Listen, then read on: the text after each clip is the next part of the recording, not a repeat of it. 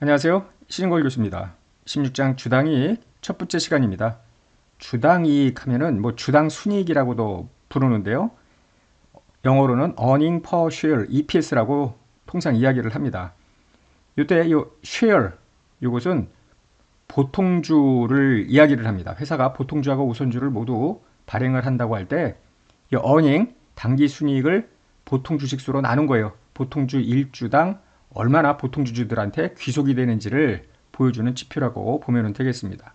구체적인 계산은 바로 이제 설명을 할 거예요. 본장에서 다룰 내용은 이렇습니다. 주당이익의 의의를 일단 살펴봅니다. 주당이익은 크게 베이직 EPS, 기본 주당이익이라고 하고요. Diluted EPS, 희석 주당이익이라고 하는데 각각 어떻게 계산하는지 상세하게 알려드리겠습니다. 특히나 희석 주당이익을 계산할 때 몇 가지 추가 고려 사항이 있고요. 소급 수정 재무제표 표시에 대해서도 살펴보겠습니다. 먼저 주당이익이 뭘까? 주당이익은 좀 전에 이야기한 대로 당기순이익을 보통 주식수로 나눈 거예요. 이때 자금의 조달 측면에서 본다면은 회사가 차입한 차입금이 있을 거고요. 또 주식을 발행해서 자금을 조달할 수 있는데요. 그 주식에는 보통 주식도 있고요. 우선 주식도 있을 거 아닙니까? 이때 위에서 설명한 것처럼 이 보통주한테 귀속되는 순이익인데 이 보통주주는 자녀 지분이 있을 때만 자기한테 배분되는 금액이 있을 거 아니에요. 즉 선순위자가 있는데요. 선순위자는 차입금 등 채권자한테 먼저 배분이 되죠. 이자 비용으로 배분이 될 거예요. 한편 보통주하고 우선주는 배당으로 이익이 배분이 되는데 우선주가 먼저 가져가죠. 보통주가 가장 후순위입니다. 따라서 가장 후순위인 보통주 1주당 당기순이익이 얼마야로 배분이 되느냐라는 개념인데요. 그러다 보니 주당이익 계산식을 보면은 분자가 당기순손익인데 당기순손익을 바로 보통주식수로 나누는 게 아니라 우선주 배당금을 뺍니다. 먼저 우선주한테 배분이 돼야 되니까. 차입금에 대한 이자 비용은 그건 이미 당기순손익에서 빠져 있잖아요. 그리고 요 위에 분자 당기순손익에서 우선주 배당금을 뺀 금액을 뭐라고 부르느냐 하면은 보통주 귀속 당기순손익, 즉 자녀 지분한테 귀속이 되는 당기순손익이라는 뜻입니다. 당연히 분모는 보통주식수인데요. 그냥 보통주식수가 아니라 유통되고 있는 보통주식수입니다. 일반적으로 발행주식수와 유통주식수는 같지는 않습니다. 왜냐하면 1000주를 발행을 했는데 그 중에서 100주만큼 자기 주식을 샀어. 그러면은 이 100주만큼 유통주식수에서 줄어들어 있을 거 아닙니까? 유통 보통주식수로 나눈 거다. 다만 추가로 또 우리가 볼 건 뭐냐면은 가중평균이라는 말이 있는데요. 단기 중에 유통 보통주식수가 계속 일정하게 유지된다기보다는 올라가기도 하고 내려가기도 하고, 그죠? 증자 때문에 오르기도 하고 자기 주식 취득이나 감자 때문에 내려가기도 하고 이럴 거 아니에요. 그거를 가중평균한 유통 보통주식수로 나누면은 그게 주당이익입니다. 기업 간 주당이익의 비교는 별 의미가 없겠습니다. 예를 들어 A기업, B기업 주당이익이 얘는 100원이고 얘는 200이라고 가정을 해요. 그러면은 와, B기업의 주당 수익률이 A보다 2배가 높구나. 그런데 그거는 말이 안 되는 거죠. 왜냐하면은 분모에 들어갈 주식수가 몇 주냐에 따라서 주당이익은 얼마든지 다를 수가 있겠죠. 같은 당기 순이익이어도 분모가 적으면 적을수록 주당이익은 높아져요. 주당이익 자체만으로는 큰 의미가 없고요. 책에도 있는 것처럼 실무에서 가장 많이 사용하는 것은 주가이익 비율로 회사의 전망을 외부 투자자들이 어떻게 생각하고 있는지를 가늠하는 지표로 많이 활용이 됩니다. 이 퍼라는 거는 주가를 프라이스를 EPS로 나눈 거예요. EPS가 100원인데 주가가 500원이라고 하면은 퍼는 5입니다. 즉 회사의 주당 수익력이 한 5배 정도로 주식 시장 참여자들이 수익력을 평가하고 있다는 뜻이죠. 이 회사의 미래 전망이 밝으면 밝을수록 퍼는 높아집니다. 반대의 경우에는 낮아지고요. 배당 성향 계산에도 활용이 가능하겠습니다. 좀 전에 이야기한 대로 주당이익은 크게 베이직 EPS, 기본 주당이익, 다일루티드 EPS, 희석 주당이익 두 가지로 나뉘는데요. 우리가 보통 주당이익 하면은 기본 주당이익을 의미해요. 특정 회계기간에 실제로 유통 중인 보통 주식수를 분모로 집어넣고 계산한 주당이익을 말합니다. 그런데 적지 않은 회사들이 잠재적 보통주를 발행을 하고 있습니다.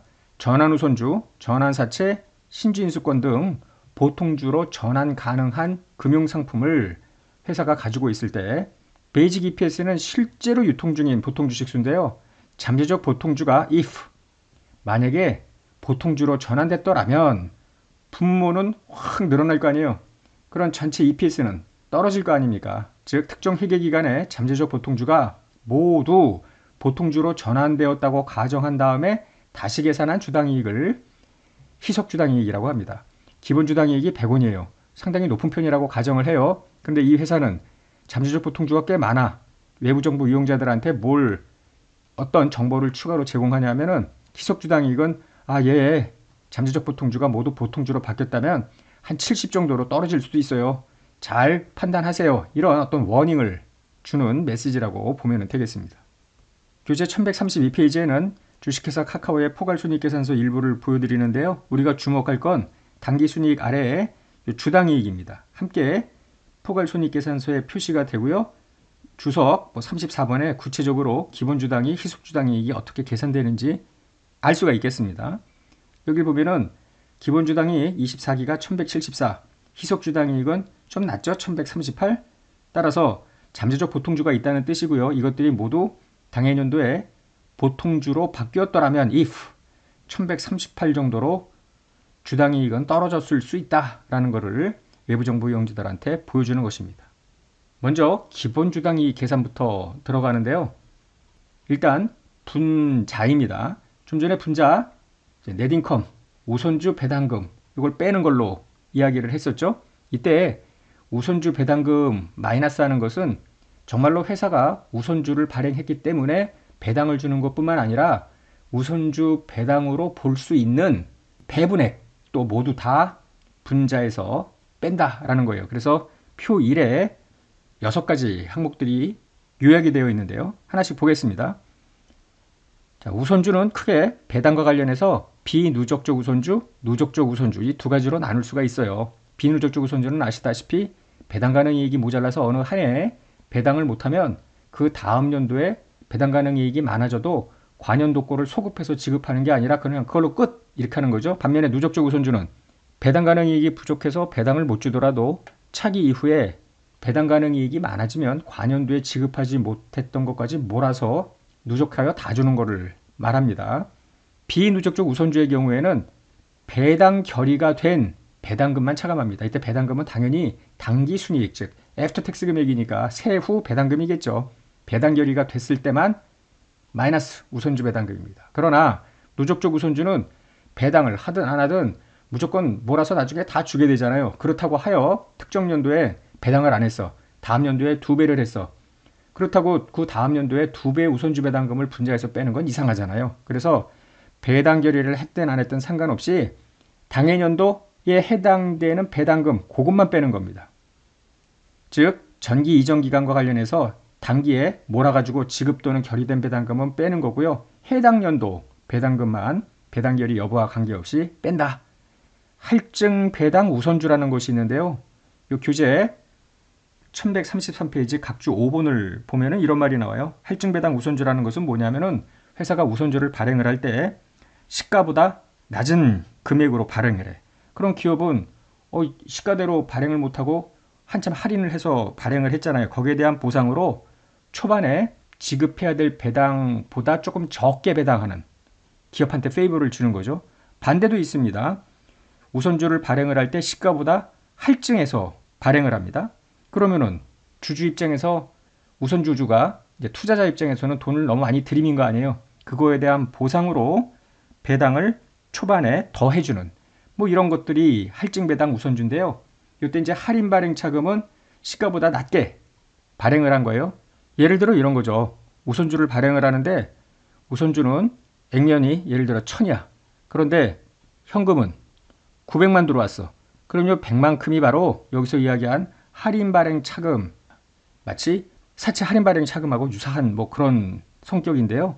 이 할인 발행 차금은 계속해서 유효자율법으로 상각을 하면서 여기에 이익잉여금으로 대체를 시킵니다. 이익여금과 상계하는 거예요.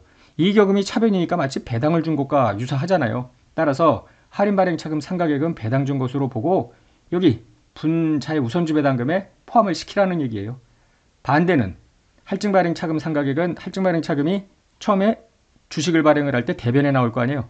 요거를 상각할 때 죽이면서 이익잉여금이 대변으로 나오니까 이번에는 마이너스 배당 개념 아닙니까? 배당을 주는 게 아니라 오히려 받는 개념이기 때문에 요거는 우선주 배당금 여기서 빼버리는 거죠. 우선주를 재매입할 때 공개매수 방식으로 우선주를 재매입한다고 가정을 해요. 이때 지급한 대가의 공정가치가 우선주 장부 금액을 초과해. 그런 초과한 것만큼 상대방한테 배당을 준 것으로 볼 수 있을 것 아닙니까?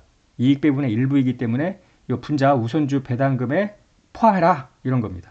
전환 우선주를 빨리 보통주로 전환하도록 뭔가 페이버를 주는 거야. 유도 전환을 하는 겁니다.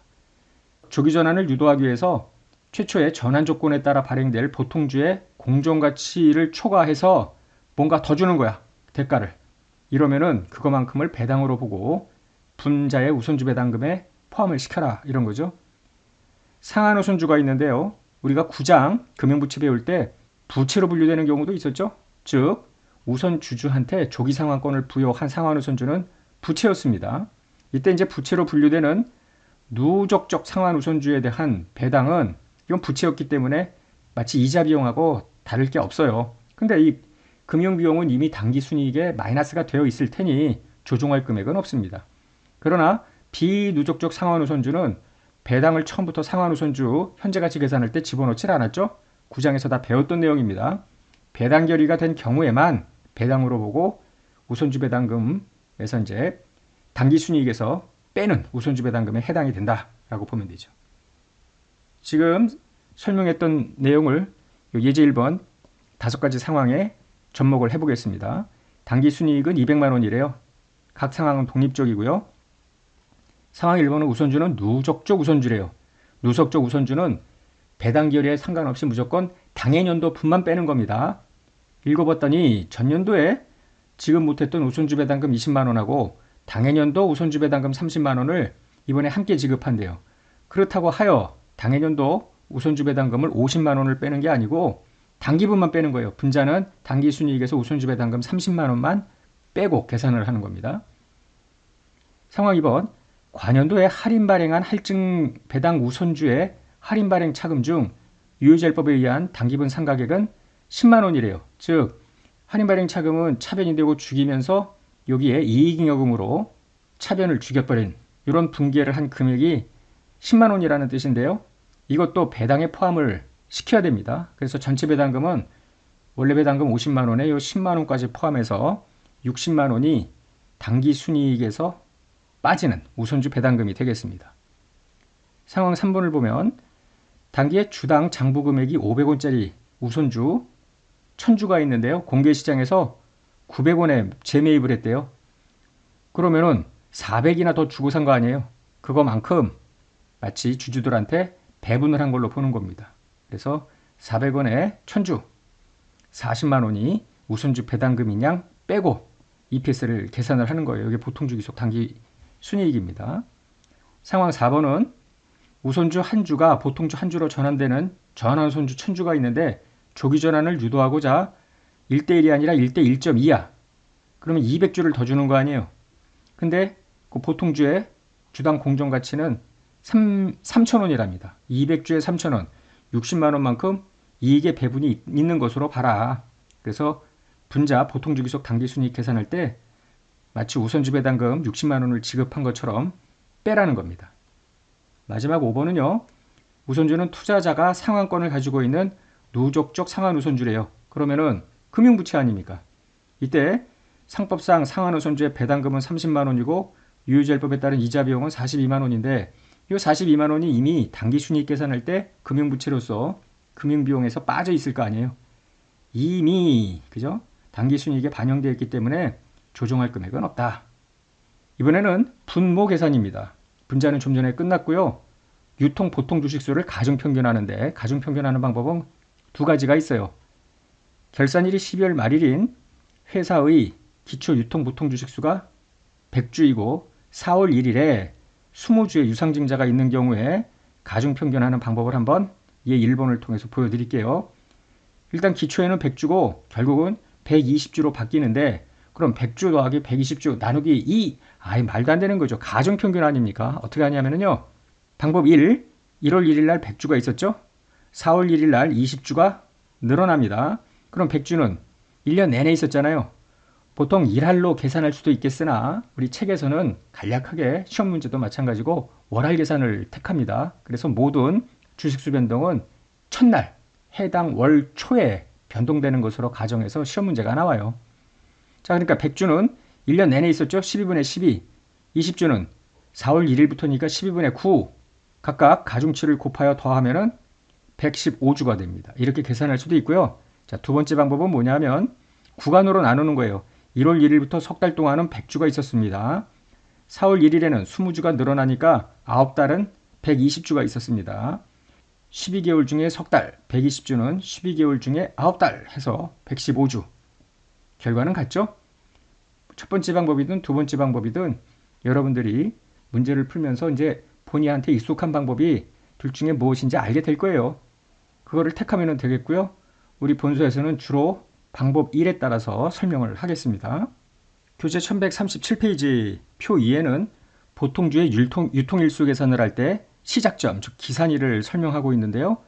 좀 전에 예 1번에서는 기초의 100주이고 4월 1일에 20주의 유상증자가 있었다고 그랬잖아요. 그래서 풀이는 요 4월 1일부터 가중평균이 들어갔죠. 즉 유상증자의 경우에 기산일은 발행일이다. 이런 전제가 있는데요.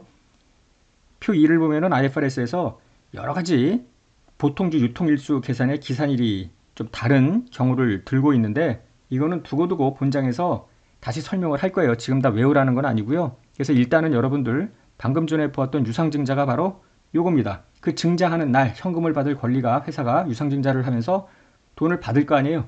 혹은 일주일 뒤에 받을 수도 있지. 꼭 받은 날보다도 받기로 한 날, 권리가 생기는 날, 결국 유상증자일이라고 보면 되겠습니다. 자기 주식을 취득하거나 처분하면서 돈이 들락날락 했을 거 아니에요. 실질적인 순자산 변동일이라고 보면 되겠습니다. 기산일이. 그래서 취득일 또는 처분일. 나머지는 뒤에 가서 더 해당 사항이 나올 때 표 2로 다시 와보기로 하고요. 조건부 발행 보통주라는 걸 잠시 후에 예제를 통해서 볼 텐데요. 모든 필요 조건이 충족된 날에 주식수가 증가된 것인 양 가중평균 해라. 이 정도를 생각하시면 되겠습니다. 추가로 여기 두 가지가 더 있는데요. 내용은 이래요. 일정 기간이 경과된 후에 보통주를 발행키로 한 계약. 예를 들어 1년 뒤에 보통주 100주를 발행하기로 했어. 그러면은 기간 경과에 대한 불확실성은 없잖아요. 1년만 지나면 무조건 100주가 플러스가 될 거니까. 따라서 이런 것들은 조건부 발행 보통주가 아닙니다. 조건이 아니니까. 그래서 실제 발행된 날부터 가중평균하면 되겠고요. 두 번째로는 조건부로 재매입할 수 있는 보통주를 발행하는 거야. 발행을 했는데 얼마에 다시 그 주식을 되사기로 약정을 한 거예요. 그럴 때 재매입 가능성이 없어질 때까지는 보통주로 간주하지 않는다. 즉 재매입 가능성이 없어질 때까지니까 재매입 가능성이 존재하는 한 그건 언제든지 재매입하면 회사가 발행한 주식이 아니잖아요. 유통주식수에서 빠져야 되잖아요. 재매입하는 순간에. 그래서 보통주식수에 포함하지 않는다라는 겁니다. 한편 이런 것들이 중요한데요. 뭔가 주식수가 변동은 했는데 상응하는 자원의 변동은 없대요. 즉 순자산의 변동 없이 주식 수량만 늘었다 줄었다 하는 그 대표적인 것이 무상증자 주식배당. 그렇죠? 무상증자는 자본잉여금 등이 주식으로 전환이 된 거 아니에요? 자본금으로. 그래서 주식 수량만 늘어나는 겁니다. 주식배당도 미처분 이익여금이 자본금으로 들어가는 거니까 회사의 순자산 변동이 없이 주식 수만 늘어나는 거예요. 주식 분할 한 주가 두 주로 바뀐다든지 주식 병합 두 주가 한 주로 바뀐다든지 요 괄호 2번이 중요한데요. 요거는 다음 시간에 보겠습니다. 요거는 일단 빼고 요 1번, 3번, 4번만 보겠습니다. 어쨌든 무상증자나 주식배당 한번 들여다보면은 기초에 100주가 있었는데 4월 1일 날 무상증자 10%가 있었어. 그래서 10주가 늘어나요. 그러면 10주가 늘어나면서 회사의 실질적인 순자산이 바뀌었느냐? 그건 아니죠. 자본잉여금이 자본금으로 바뀌었을 뿐 그대로 주식 수량만 늘어난 거 아닙니까? 그러면은 4월 1일부터 이를 가중평균한다는 게 말이 안 되죠. 만약에 똑같은 무상증자인데 4월 1일과 6월 1일 날 10주를 하는 거랑 다릅니까? 똑같죠. 그렇기 때문에 이 기중에 무상증자 등 자원의 변동 없이 수가 변동되는 경우에 그 변동된 날이 아니라 전부 기초로 되돌려서 1년 내내 그 영향을 반영해야 됩니다. 기초부터 가중평균에 포함시켜라. 한편 1139페이지 중간을 보면 이런 말이 나옵니다. 특별배당과 결합된 주식 병합인데요. 예를 들어 두 주가 한 주로 병합이 돼. 그러면은 자원의 변동이 없이 주식수만 변동되는 경우에 해당이 되기 때문에 이거를 1년 내내 그 영향을 미치자라고 한 건데, 특별배당과 결합이 됐다 함은 마치 특별배당 지급액으로 주식 한 주를 매수한 것인 양, 그걸로 보아도 무방할 거 아닙니까? 그래서 특별배당이 인식된 날부터 이 주식수 감소를 가중평균에 반영하겠다라는 겁니다. 지금 이야기한 내용을 예제 2를 통해서 연습을 해보자고요. 결산일은 12월 말일이고요. 기초 유통보통 주식수는 10,000주랍니다. 상황 1번을 보면은 여기 그림을 보자고요. 여러분들도 이 초반에는 이렇게 그림을 그려서 주식수 변동을 일단 눈으로 확인하고 가중치를 부여하는 방식으로 연습을 하는 것이 필요해요.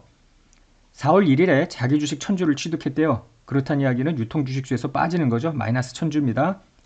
7월 1일에 취득한 자기 주식 800주를 다시 팔았대. 그럼 플러스 800입니다. 7월 1일부터. 10월 1일에는 취득한 자기 주식 중 나머지 200주를 소각했다는데, 소각은 의미가 없죠. 처음부터 자기 주식 취득할 때 마이너스 해놨기 때문에 유통주식수에서 빠져 있잖아요. 그래서 10월 1일에는 아무런 변동이 없는 겁니다. 그러면 보세요. 이 10,000주는 기초에 있었던 거 12분의 12 마이너스 1,000주는 4월 1일부터 그 효과가 반영이 돼야죠. 마이너스 1,000 곱하기 12분의 9 플러스 800주는 7월 1일부터 효과가 있잖아요. 되팔면서 자금의 유입이 있었으니까 12분의 6, 그래서 9,650주가 EPS 계산할 때 분모입니다. 상황 2번은 4월 1일에 무상증자 10%래요. 기초주식수가 10,000주니까 1,000주만큼 늘어났겠네. 10월 1일에 또 10%, 그럼 11,000주에 10%니까 1,100주가 늘어났겠네. 문제는요, 무상증입니다. 무상증자의 경우에는 문의만 늘어난 거지 실질적인 자원의 유출입은 없잖아요. 따라서 전체 기간에 그 이펙트를 주기 위해서 기초로 소급을 합니다. 마치 1월 1일부터 1,000주가 늘어난 것이냐. 그래서 기초에 11,000주가 있었던 것으로 보고요. 10월 1일에 유상증자 1,100주는 1,100주가 늘어나면서 이때 자원의 유입이 있었을 거 아닙니까? 석 달치만 가중평균해야죠. 12분의 3. 여기 11,000주는 12분의 12. 그래서 둘을 더하면 11,275주가 됩니다. 자, 상황 2번은 무상증자, 유상증자인데요. 상황 3번은 유상증자, 무상증자일 때는 어떻게 하는가? 상황이야 완전히 다릅니다. 자, 4월 1일에 유상증자 10% 1,000주래요. 이때 눈여겨볼 건 공정가치 발행이라고 돼 있는데, 다음 시간에 공정가치보다 낮은 금액, 즉 할인 발행할 때는 어떻게 되는가? 요게 시험에 자주 나오는 겁니다. 지금 공정가치 발행이니까 아무 생각 없이 그냥 1,000주, 유상증자 1,000주 이때부터 가중평균하면 되겠구나 라는 생각만 하면 되겠습니다. 한편 10월 1일에 무상증자 1,100주래요. 지금 유상증자는 4월 1일부터, 요 10,000주는 1월 1일부터 하는 거야 뭐 당연한 건데, 무상증자는 아무런 자원의 유출입 없이 1,100주의 수량만 늘어난 거니까 회계기간 전체에 걸쳐서 그 이펙트를 반영하자라는 것이었잖아요. 그렇다고 해서 1,100주 전체를 1월 1일로 소급할 수는 없어요. 왜냐하면은 1,100주 중에 1,000주는 기초주식수 10,000주의 10%이나 100주는 4월 2일 날 처음 세상에 나온 요 1,000주의 10%잖아. 그러니까 소급하는 시점이 다르죠. 요 1,000주는 기초까지, 100주는 4월 1일까지 가는 거예요. 그래서 1월 1일에 마치 11,000주가 있었던 것처럼, 4월 1일에 마치 1,100주가 있었던 것처럼 해서 각각 12분의 12, 12분의 9에 가중치를 곱합니다. 상황 4번은 4월 1일에 유상증자 10%인데 공정가치 발행이래요. 그 유상증자 여기 1,000주가 늘어나요. 그런데 10월 1일에 한 주가 두 주로 분할이 됐대. 그러면은 기초주식수 10,000주에 유상증자 1,000주가 있었는데 이게 또 2배로 늘어나니까 11,000주가 늘어났잖아요. 분할도 마찬가지 아닙니까? 자원의 유출이 없이 수량만 2배가 된 거예요. 그래서 그 2배의 이펙트를 쭉 소급해야 되는데 11,000주 중에 10,000주는 여기까지 와야지. 1,000주는 여기까지 오는 거고. 그래서 각각 20,000주와 2,000주, 12분의 12, 12분의 9 이렇게 가중치를 곱하는 겁니다. 상황 5번은 4월 1일에 주식배당 400주를 했대요. 주식배당도 무상증자와 마찬가지로 이렇게 빽해야 되겠죠? 10월 1일에 보통주 2주를 한 주로 병합하면서, 그러면은 1400주가 있었는데 이거의 반토막 5200주만큼 줄었네. 이것도 처음부터 5200주만큼을 다 백워드 해야 되는데 문제는 요 뒤에요. 주주에게 특별배당으로 현금 지급했다는 것은 마치 유상 감자나 다름없다라는 뜻입니다. 그래서 이 마이너스 5200주의 영향은 10월 1일부터 가중평균 하는 겁니다. 좀 달라집니다. 예제 3번 하나 더 풀고 첫 시간 마치겠습니다. 조건부 발행 보통주인데요. 갑회사 결산일은 12월 말일이고 1년도에 기초 유통보통주식수가 만주래요. 먼저 경우 1부터 보겠습니다. 갑회사는 사업결합과 관련해서 다음과 같은 조건에 따라 보통주를 추가 발행하기로 합의했습니다.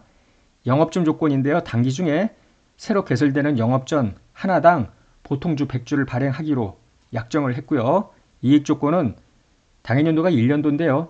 1년도하고 다음 연도 2년도의 단기 순이익의 평균이 5만 원을 초과하면 매 초과액 10원당 한 주를 더 발행키로 했습니다. 이런 걸 조건부 발행 보통주라고 하는데 조건부 발행 보통주는 앞서 다시 표로 가보면요. 모든 필요 조건이 충족된 날에 가중평균 보통주식수 계산에 반영하라는 거예요. 물음 1번을 보면은 경우 1과 관련해서 1년도 4월 1일, 7월 1일에 각각 한 개씩 영업점을 개점했대요. 영업점 하나 개점할 때마다 보통주 100주를 발행키로 한 거죠. 한편 1년도의 순이익은 6만이래요. 1년도, 2년도 순이익 합이 5만 이상이 되면은 그 초과액 10원마다 주식을 추가로 한 주씩 발행하기로 했던 거 아닙니까? 그런데 내년도, 즉 X2년도 단기 순이익이 적어도 4만 이상이 돼야 되지. 4만 이상이 되어야 평균 단기 순이익이 5만이 넘을 텐데 얼마인지 알 수가 없잖아요. X2년도권. 그래서 두 번째 조건은 충족하지 않은 걸로 보는 겁니다. 답을 보면은 이익 조건 충족 여부는 불확실하대. 따라서 영업점 조건만 반영을 하는데요. 영업점 조건은 4월 1일, 7월 1일에 각각 하나씩 영업점이 개설됐으니까 플러스 100주, 플러스 100주 이럴 거 아니에요. 그래서 만주는 12분의 12, 요 4월 1일 100주는 12분의 9, 7월 1일 100주 늘어난 건 12분의 6만큼 가중평균에 넣으면 되겠습니다. 경우 2는 이렇습니다. 4월 1일에 1년이 경과하는 날에, 즉 X2년도 4월 1일에 보통주 1000주를 발행키로 투자자와 계약을 했습니다. 그러면 이 1000주를 X1년도 EPS 계산할 때 분모에 반영해야 되나 말아야 되나 하면은 안 되겠죠. 왜냐하면은 기간 경과에 대한 불확실성은 없는 거 아니에요. 그냥 내년도에 가서 실제 1000주가 발행이 될 때 X2년도 EPS 계산에 반영을 하면 되겠죠.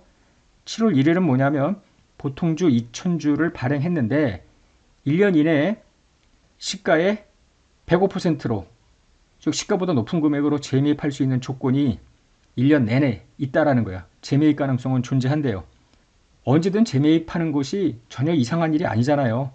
그렇기 때문에 재매입 가능성이 있기 때문에 보통 주식수에는 포함하지 않습니다. 따라서 유통보통 주식수는 연초에 있었던 만주를 그대로 유지하면 되겠습니다. 자, 오늘 강의 여기까지 하고요. 다음 시간에 이어서 설명을 하겠습니다.